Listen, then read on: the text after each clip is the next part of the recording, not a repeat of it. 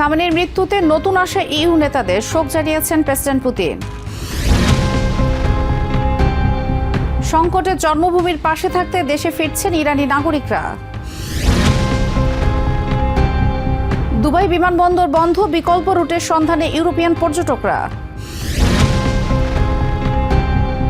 আলবেনিয়ায় সরকার বিরোধী বিক্ষোভে পুলিশের সাথে ব্যাপক সংঘর্ষ। বেলজিয়াম ও ফ্রান্সের যৌথ অভিযানে নর্থ সিতে রাশিয়ার শ্যাডোজ ফ্লিট জব্দ। ইউরোপের হালনাগাদ ও বৈচিত্র্যময় খবরাখবর আপনাদের সামনে এক নজরে তুলে ধরছি আমি রেশমা আহমেদ।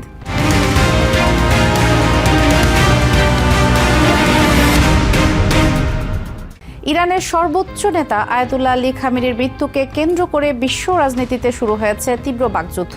রবিবার রাশিয়ার প্রেসিডেন্ট ভ্লাদিমির পুতিন শোক প্রকাশ করে এই ঘটনাকে আন্তর্জাতিক আইনের চরম লঙ্ঘন ও নৃশংস হত্যাকাণ্ড হিসেবে অভিহিত করেছেন। অন্যদিকে ইউরোপিয়ান ইউনিয়নের নেতারা এই মৃত্যুকে ইরানের সাধারণ মানুষের জন্য এক নতুন সূচনার সুযোগ হিসেবে দেখছেন। ৮৬ বছর বয়সে শেষ হল ইরানের সর্বোচ্চ নেতা আয়াতুল্লাহ আলী খামেনির দীর্ঘ ও বর্ণাঢ্য রাজনৈতিক পথ চলা। শনিবার আমেরিকা ও ইসরায়েলের যৌথ হামলায় খামেনি ও তার পরিবারের সদস্যদের মৃত্যুর খবরে তীব্র ক্ষোভ প্রকাশ করেছে ক্রেমলিন। রাশিয়ার প্রেসিডেন্ট ভ্লাদিমির পুতিন ইরানের প্রেসিডেন্ট মাসুদ পেজেশকিয়ানের কাছে পাঠানো এক শোক বার্তায় এই হামলাকে মানবিক নৈতিকতা ও আন্তর্জাতিক আইনের গুরুতর লঙ্ঘন বলে আখ্যা দিয়েছেন। পুতিন তার বার্তায় আরও উল্লেখ করেছেন, আয়াতুল্লাহ খামেনি ছিলেন একজন অসামান্য রাষ্ট্রনায়ক। রাশিয়া ও ইরানের কৌশলগত অংশীদারিত্বের উন্নয়নে তার ব্যক্তিগত অবদান সবসময় মনে রাখা হবে। আন্তর্জাতিক সব নিয়ম ভঙ্গ করে চালানো এই হামলা কোনোভাবেই গ্রহণযোগ্য নয় জানিয়ে ইরানি জনগণ ও সরকারের প্রতি গভীর সমবেদনা জানিয়েছেন রুশ প্রেসিডেন্ট। পুতিন যখন এই মৃত্যুকে একটি বড় ট্র্যাজেডি হিসেবে দেখছেন, তখন পশ্চিমের দেশগুলোর সুর ঠিক উল্টো। ইউরোপিয়ান কমিশনের president Ursula von der Leyen এক বিবৃতিতে বলেছেন, খামেনির মৃত্যু ইরানে নতুন করে আশার আলো জাগিয়েছে। তবে পরিবর্তনের এই সন্ধিক্ষণে দেশটিতে বড় ধরনের অস্থিতিশীলতা তৈরি হতে পারে বলেও সতর্ক করছেন তিনি। একইভাবে ইউরোপিয়ান ইউনিয়নের পররাষ্ট্রনীতি বিষয়ক প্রধান কায়া কালাস এই মুহূর্তটিকে ইরানের ইতিহাসের একটি মোড় পরিবর্তনকারী সময় হিসেবে দেখছেন। তার মতে, যদিও ভবিষ্যৎ এখনও অনিশ্চিত, তবে এখন থেকে একটি ভিন্ন ও মুক্ত ইরানের পথ উন্মুক্ত হয়েছে। সে দেশের মানুষ এখন নিজেদের ভাগ্য নির্ধারণে আরও বড় সুযোগ পাবে বলে বিশ্বাস করেন তিনি। ইরানের রাষ্ট্রীয় গণমাধ্যম খামেনির মৃত্যুর খবর নিশ্চিত করার পর থেকেই মধ্যপ্রাচ্যের পরিস্থিতি চরম উত্তপ্ত হয়ে উঠেছে। আমেরিকা ও ইসরায়েলের এই হামলাকে রাশিয়া ও নর্থ কোরিয়া ইরানের সার্বভৌমত্বের ওপর সরাসরি আগ্রাসন বলে উল্লেখ করেছে। Basudebnath, TVN24 news desk. ইরানের ওপর আমেরিকা ও ইসরায়েলের সাম্প্রতিক হামলার পর মধ্যপ্রাচ্যে যুদ্ধাবস্থা বিরাজ করছে। এই উত্তেজনার আঁচ লেগেছে তুর্কি ইরান সীমান্তেও। তুর্কির দক্ষিণ পূর্বাঞ্চলের কপিকয় সীমান্ত দিয়ে একদিকে যেমন অনেক ইরানি নাগরিক নিজেদের জন্মভূমি রক্ষায় দেশে ফিরেছেন, অন্যদিকে সরাসরি বিমান চলাচল বন্ধ হওয়ায় স্থলপথ দেশ ছাড়ছেন অনেকে।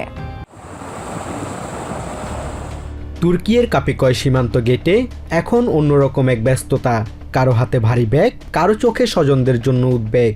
ইরানের সর্বোচ্চ নেতা আয়াতুল্লাহ আলী খামেনিকে লক্ষ্য করে হামলার খবরের পরপর থেকেই সীমান্তে ভিড় বাড়ছে। কেউ ফিরছেন নিজের মাটিকে রক্ষা করতে, আবার কেউ যুদ্ধের বিভীষিকা থেকে বাঁচতে পাড়ি জমাচ্ছেন অজানায়। আমি তুর্কির কাহারা মানমারাসে থাকি। এখন দেশে যুদ্ধ শুরু হয়েছে। আমি আমার মাটি আর পরিবারকে রক্ষা করতে ফিরে যাচ্ছি। পরিস্থিতি খুব কঠিন, কিন্তু আমরা আমাদের দেশ ছেড়ে পালাবো না। তুর্কি আমাদের ভাইয়ের মতো, তবে নিজের দেশের প্রতি টান আলাদা। মুহাম্মদ এরিজের মতো অনেকেই দেশপ্রেমে উদ্বুদ্ধ হয়ে ফিরছেন ঠিকই, কিন্তু চিত্রটা সবার জন্য এক নয়। তেহরান ও তাবরিজ থেকে ইস্তানবুলগামী সরাসরি সব ফ্লাইট বাতিল হওয়ায় সাধারণ যাত্রীরা পড়েছেন চরম ভোগান্তিতে। নিরুপায় হয়ে অনেকে দীর্ঘপথ পাড়ি দিয়ে স্থলপথে সীমান্ত পার হচ্ছেন। সকালে তাবরিজ থেকে ইস্তানবুলে আমাদের সরাসরি ফ্লাইট ছিল, কিন্তু হামলার কারণে সব ফ্লাইট বাতিল করা হয়েছে। তাই বাধ্য হয়ে আমরা সড়ক পথে সীমান্তে এসেছি। এখান থেকে ভান শহরে গিয়ে আমরা ইস্তানবুলের বিমানে উঠব। কাপিকই সীমান্ত পার হয়ে আসা এসব মানুষকে ভান শহরের দিকে নিয়ে যাওয়ার জন্য অপেক্ষায় থাকতে দেখা গেছে বাসের দীর্ঘ সারি। পরিবার নিয়ে দীর্ঘ যাত্রাপথে এই মানুষগুলোর চোখে মুখে স্পষ্ট ভীতি আর অনিশ্চয়তা। হামলার পর ইরানের অভ্যন্তরে কি ঘটছে তা নিয়েও রয়েছে ধোঁয়াশা। যুদ্ধের এই সংকটের মাঝে কাপিকই সীমান্ত এখন কেবল একটি পথ নয়, বরং সাক্ষী হয়ে থাকছে হাজারো ইরানি নাগরিকের বেঁচে থাকার লড়াইয়ের। Basudebnath, TVN24 news desk. মধ্যপ্রাচ্যে ইরান ও আমেরিকা ইসরায়েল সংঘাতের জেরে দুবাই আন্তর্জাতিক বিমানবন্দর বন্ধ হয়ে যাওয়ায় চরম ভোগান্তিতে পড়েছেন জার্মান পর্যটকরা। এছাড়া রবিবার বার্লিন ও ফ্র্যাঙ্কফুর্ট বিমানবন্দরে শত শত অস্ট্রেলিয়াগামী যাত্রী আটকা পড়েন। শনিবার রাতে গলফ দেশগুলোতে ইরানের পাল্টা হামলার কারণে দুবাই বিমানবন্দরের অবকাঠামো এবং বুর্জ আল আরব হোটেলের ক্ষয়ক্ষতি হওয়ায় এমিরেটসের সকল ফ্লাইট বাতিল করা হয়েছে। ফলে পর্যটকরা বিকল্প রুটের সন্ধানে হন্যে হয়ে ঘুরছেন। যুদ্ধ পরিস্থিতির কারণে এশিয়া ও ইউরোপের দেশগুলোর মধ্যে আকাশপথের যোগাযোগ ব্যবস্থা এখন চরম অনিশ্চয়তার মুখে পড়েছে। দুর্নীতি আর অব্যবস্থাপনার অভিযোগে উত্তাল আলবেনিয়া। শনিবার দেশটির রাজধানী তিরানায় প্রধানমন্ত্রী এডি রামার পদত্যাগের দাবিতে বিক্ষোভ করেছেন হাজার হাজার মানুষ। বিক্ষোভের এক পর্যায়ে কমিউনিস্ট আমলের স্বৈরাচার শাসক এনভার হোগজার এর সাবেক বাসভবনে পেট্রোল বোমা নিক্ষেপ করেছে আন্দোলনকারীরা। পুলিশের সাথে দফায় দফায় সংঘর্ষের রণক্ষেত্রে পরিণত হয় পুরো এলাকা। আলবেনিয়ার রাজধানী তিরানার রাজপথে শনিবার ব্যাপকভাবে বিক্ষোভ হয়। প্রধানমন্ত্রী এডি রামার সরকারের পদত্যাগের দাবিতে পঞ্চম দিনের মতো বিক্ষোভে নামেন বিরোধীরা। এক পর্যায়ে বিক্ষোভকারীরা কমিউনিস্ট যুগের বিতর্কিত স্বৈরাচার শাসক এনভার হোগজারের সাবেক বাসভবনে পেট্রোল বোমা নিক্ষেপ করে। বর্তমানে এই বাড়িটি একটি আর্ট স্পেস হিসেবে ব্যবহৃত হচ্ছে। হামলার সময় ভেতরে অন্তত 12 জন শিল্পী অবস্থান করলেও ভাগ্যক্রমে কেউ হতাহত হয়নি। এডি রামা এবং তার সরকারের কোনো বৈধতা নেই। প্রতিটি নাগরিক আজ অনুভব করছে তারা কতটা অন্যায়ের শিকার। এই সরকার রাষ্ট্রকে একটি অপরাধী সংগঠনে পরিণত করেছে। পেশেন্টভোগী থেকে শুরু করে তরুণ প্রজন্ম সবার পকেটে হাত দিয়েছে এই দুর্নীতিবাজ প্রশাসন। বিক্ষোভ দমাতে জলকামান এবং টিয়ার গ্যাস ব্যবহার করে পুলিশ।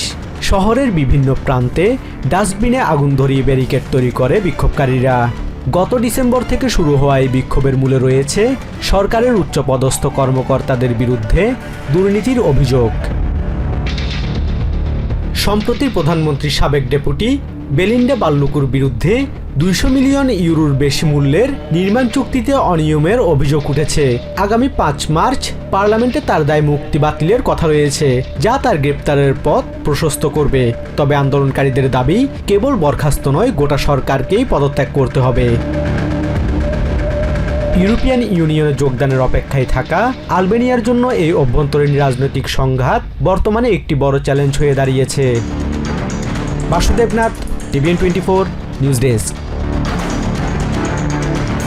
নর্থ সিতে রাশিয়ার তথাকথিত শ্যাডো ফ্লিটের একটি তেলবাহী ট্যাঙ্কার জব্দ করেছে বেলজিয়াম ও ফ্রান্সের যৌথ বাহিনী। শনিবার রাতে পরিচালিত এই অভিযানে ফ্রান্সের সামরিক হেলিকপ্টার বেলজিয়ামের বাহিনীকে সরাসরি সহায়তা প্রদান করে। ফ্রেঞ্চ প্রেসিডেন্ট ইমানুয়েল ম্যাক্রো এই সফল অভিযানকে রাশিয়ার যুদ্ধ তহবিলের ওপর বড় আঘাত হিসেবে অভিহিত করেছেন। বেলজিয়ামের প্রতিরক্ষা মন্ত্রণালয় জানিয়েছে, ইথেরা নামক এই জাহাজটি ভুয়া পতাকা এবং জাল নথিপত্র ব্যবহার করে চলাচল করছিল, যা ইউরোপিয়ান ইউনিয়নের নিষেধাজ্ঞার তালিকায় রয়েছে। আন্তর্জাতিক সমুদ্র আইন মেনেই এই অভিযান চালানো হয়েছে বলে ফ্রান্স দাবি করলেও রাশিয়া এই ঘটনাকে জলদস্যুতা বলে আখ্যা দিয়েছে। জরাজীর্ণ এই জাহাজগুলো পরিবেশের জন্য মারাত্মক ঝুঁকি তৈরি করছে বলেও বিশেষজ্ঞরা সতর্ক করেছেন।